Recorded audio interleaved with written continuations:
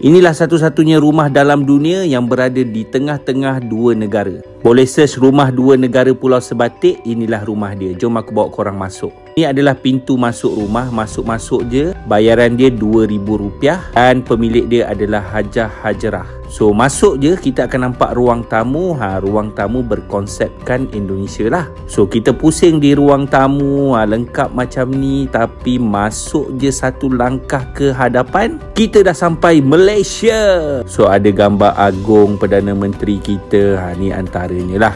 Ni korang tahu tak siapa? Okey, aku terus ke dapur. Dapur dia berada dalam Malaysia. So dekat sinilah korang breakfast ataupun bersahur di Malaysia. Lepas tu pergi tengok TV dekat Indonesia.